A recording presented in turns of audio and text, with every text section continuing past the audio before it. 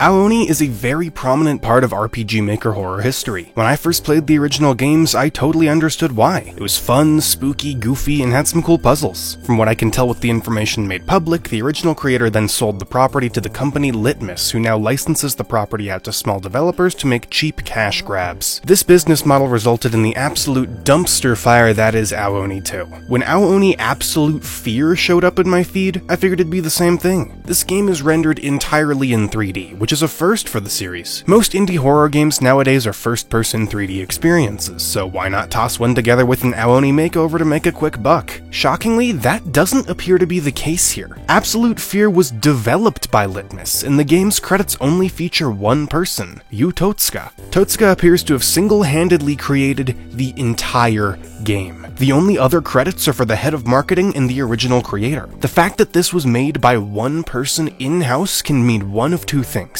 Either it has a lot of heart and soul put into it and the creator gave it their all, or there weren't enough people working on it to create a polished product under a deadline and we're about to experience an absolute mess. There's only one way to find out which way it'll swing. Let's take a look at Ao-Oni Absolute Fear. First, I'd like to take a brief moment to talk about the sponsor for this portion of the video, World of Warships. World of Warships is a game that allows you to experience exciting, realistic naval combat using a wide variety of detailed war vessels. There's an ongoing collaboration with Azur Lane that's added a ton of new content. There are 5 new fully voiced commanders, 4 brand new skins, and 3 new premium ships with exclusive skins. The game includes weather effects to completely change what tactics you'll need to use, all while creating a dramatic backdrop. This collaboration features a ton of different ship classes, including destroyers and aircraft carriers that have Azur Lane themes. Each class plays entirely differently, which adds a layer of strategy that I really appreciate. You get the option to either play with a team or go in solo, which will test your skills in completely different ways. World of Warships is available for free on both PC and console. New players can use the code 6thWave Azur Lane to unlock special items during the collaboration, including an Azur Lane crate, 1.5 million credits, 600 doubloons, and more. Make sure to check out the game for free at the link below for a great blend of action, strategy, and skill.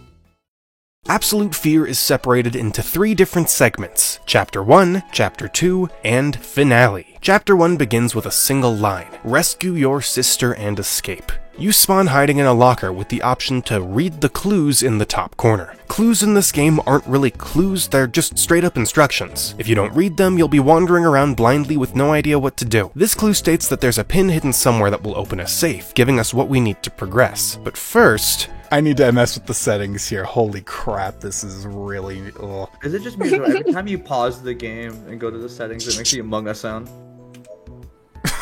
This game controls fairly poorly, although maxing out the sensitivity did help a lot. You have the ability to lean, zoom, crouch, and look behind you. These all were rudimentary and clunky, but they totally came in handy later on. The one control choice that really irritated me was running versus walking. By default, you're always sprinting full speed. You have to hold down the control key to walk, which is what you'll be doing 90% of the time. This is a stealth game, so walking should always be the default. The building we're in appears to be one large square made up of 4 hallways. There are rooms in each corner. This one has a code that can be used on a safe on the other side of the map. Opening that nets us a key which will open the final safe of the area with a note written in broken English as our reward. You might have noticed that there was an achievement in the bottom left corner claiming that I had just beaten Chapter 1.0. This is unfortunately not a joke. This game is comprised of 19 different levels. When I think of Ao-Oni, I imagine a large map with a few different areas to explore and an assortment of puzzles to solve that will occasionally lead to a confrontation with the Oni. Since there are 19 levels, with 9 being in Chapter 1 and 9 being in Chapter 2,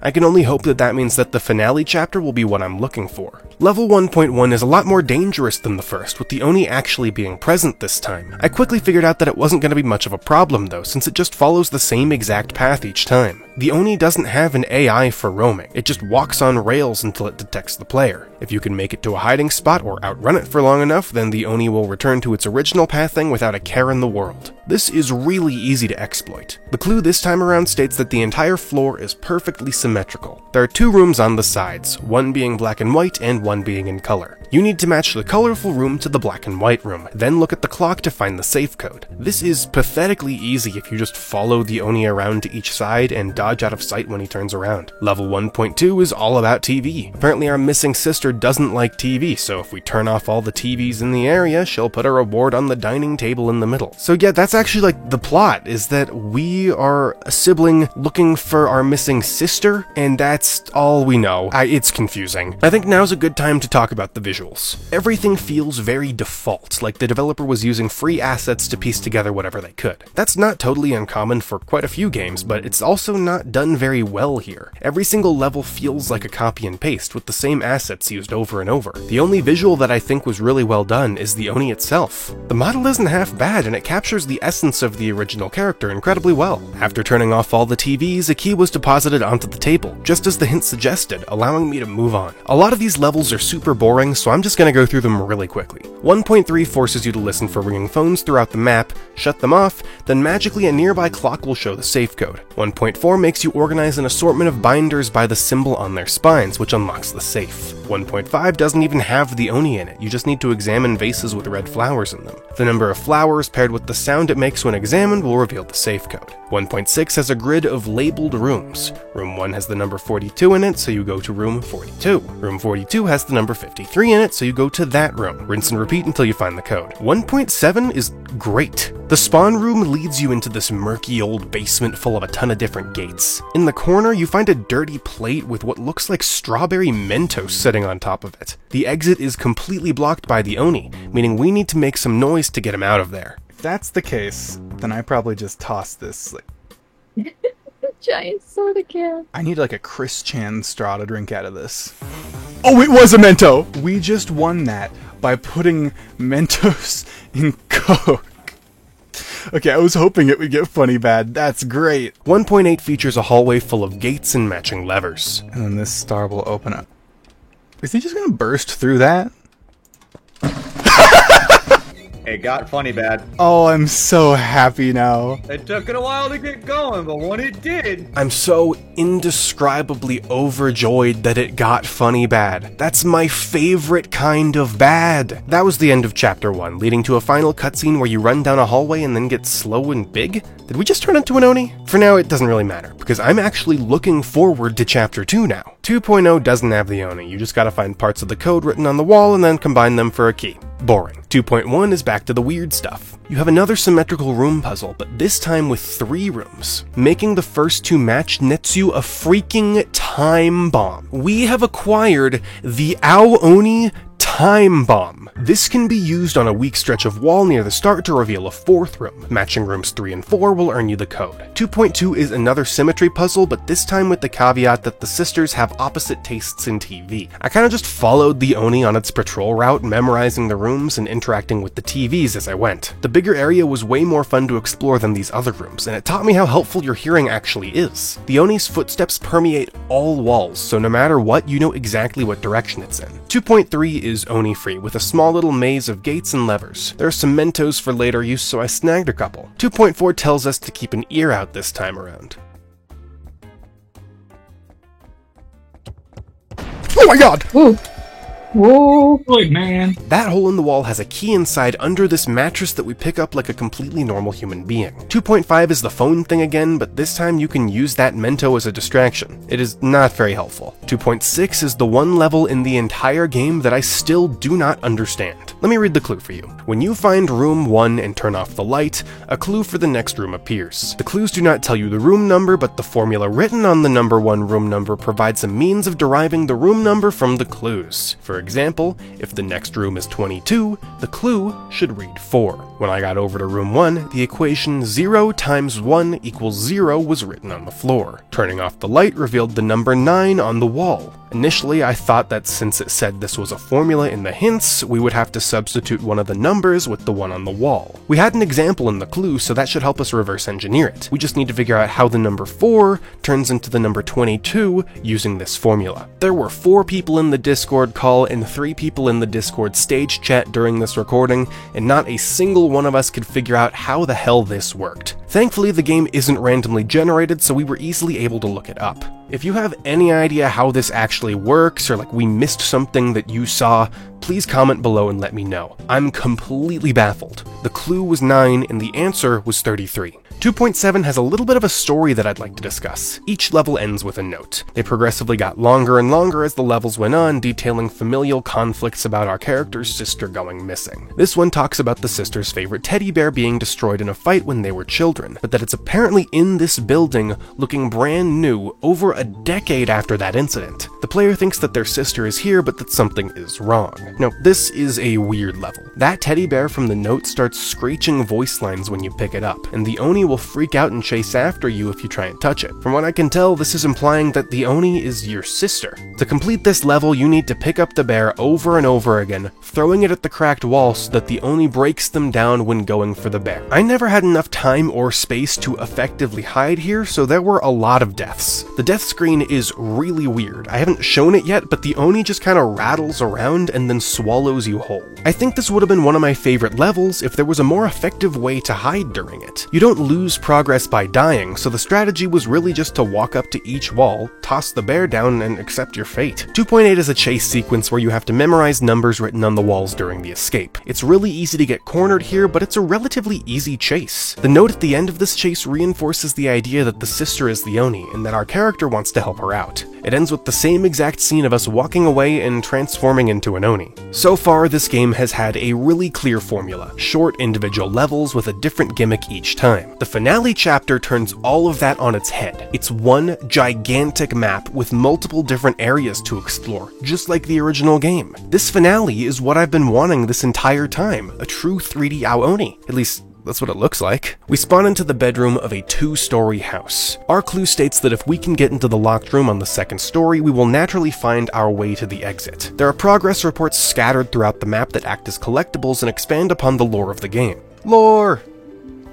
I guess that's what all those achievements are for. Oh my god! The Oni is freely roaming the house that we're in, and there aren't that many hiding places, meaning when you get caught, you have a proper chaotic chase to deal with. You can absolutely outrun it as you memorize the layout and learn to avoid dead ends. We pretty quickly found the teddy bear, so I figured we could pick it up and toss it at the locked door to get the Oni to break through. But that stupid bear has changed mechanically. It now constantly screeches whenever you pick it up, not occasionally, and it's silent when you set it down. We'll have to find another way to get past that locked door. One of the things I thought was the coolest about this section was your hearing. As the Oni roams, it's usually a good idea to be on whatever floor doesn't have the massive purple murder demon. The best way I found to ensure this was to creep into this little nook underneath the staircase and listen for the Oni's footsteps to see when it switches levels. Then, sneak to the opposite part of the house. Downstairs near the kitchen there are 4 display cabinets that are mostly empty. After taking a closer look, there's actually a key inside that we'll need to test out on that locked door.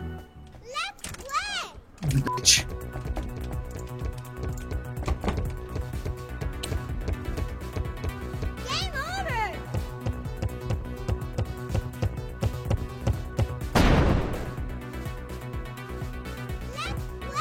Don't just keep talking.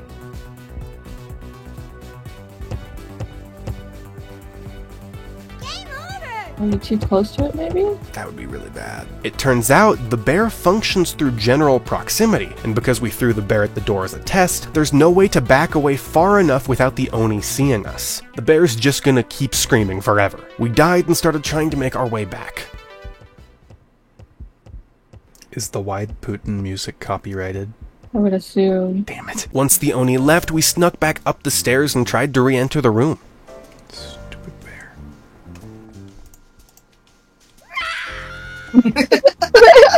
Inside one of the drawers, there's a big red valve that can be inserted into some piping in the bathroom. Turning this activates the water, angering the Oni at the thought of paying a more expensive water bill. This floods the toilet, revealing a gross poo water key in the bowl. This opens a safe near the starting bedroom containing another patented Ao Oni time bomb. This can be used on the one suspicious dead-end hallway near the kitchen. This creates a lot of noise, so the Oni chases us through the doorway, into a basement, then out into the woods. This wooded area is fairly ugly and chaotic and difficult to navigate at first, but I quickly found out that I had memorized the entire area despite all that. It was weirdly intuitive, and I don't really know how to explain it. There are 4 satellites in the woods that are connected to a locked gate. To unlock this gate, we need to interact with each of the control panels for all 4 satellites. Unfortunately for us, the Oni is still roaming.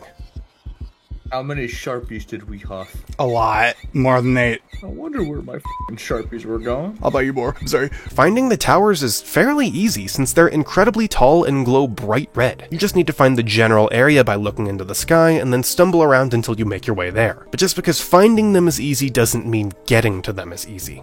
So the next tower is exactly in the direction that he ran off to, unfortunately. Heck. I think it might be more intense than that. We might need to say something more vulgar. Like what? Like frick frack patty whack. Fuck, you can't say I'm that, sorry. man. Whoa, It Ben. it needed to be said. Jeez. I'm calling the cops. You're going to prison.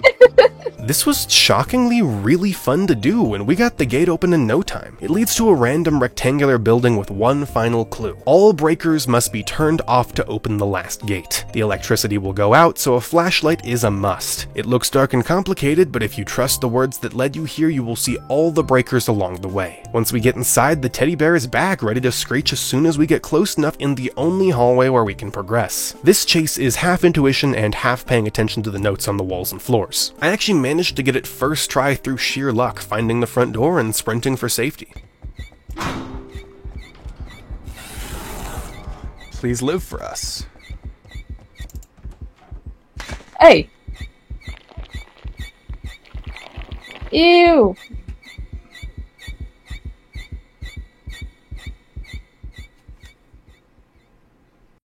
So that was Ao Oni Absolute Fear. I have a lot of thoughts to sift through for this. After messing with my settings, I got used to the controls fairly quickly. They weren't that bad, it just took some adjusting. The visuals were fine, and the Oni's model was actually well made. I didn't like the entire first section of the game. When I play bad games, I like them to be funny bad. That's why I would watch people play the first 2 Garten of Banban games. It was entertaining to see what shenanigans would happen each time. By the 3rd game, it was boring bad. And boring bad is never good. That's what the first 7 levels felt like. I don't like the level format at all, especially for an Ao Oni game, but level 1.7 onwards tended to have more interesting and silly ideas that I could get some enjoyment out of. I actually started having fun from that point on, although there were definitely a few rougher levels design-wise. It felt very odd continuously being teleported to these rooms that are just awkwardly taped together. It doesn't feel like a real place, just a liminal space. I know that works for some people, but it just doesn't feel like Ao Oni to me. The entire finale chapter was where this game truly shined. I cannot believe how much I enjoyed it. It kinda reminded me of Granny, which is a game I think gets a little bit too much hate. One thing I wasn't huge on for the area was that the Oni was always roaming the house. The thing I loved so much about the original Ao Oni was that it was a puzzle game first and foremost, with horror thrust upon you when you least expected it. It made the scares more effective. With the Oni always stomping around the house really loudly, he was pretty easy to keep track of, which removed a lot of the tension for me. The ending was also pretty weird, with the Oni killing you before you can escape, this time with tiny arms coming out of the mouth. There's a Steam achievement for surviving, but I don't know how to get it. I think it might be for finding all the extra documents, but there is no way in hell I am doing that. I already spent 5 hours playing this game. Other than all that, this chapter was really fun. I wish that the entire game was just a longer version of this chapter with some more puzzles. It's what I would expect from a 3D Ao Oni game. I genuinely believe that this is a step in the right direction for Litmus. Going from the cheap cash grab garbage that they've been using for ages now to this is night and day. I actually had fun here, although I'm sure a lot of that comes from the fact that I'm a fan of the series. Since this game appears to have been developed by just one person, just imagine what they could do with a full development team. I don't think the game was worth the full $8 asking price, but it was certainly a pleasant surprise for me. So much so that I'll be keeping a closer eye on the future releases. I hope to see you all again. Have a great rest of your day.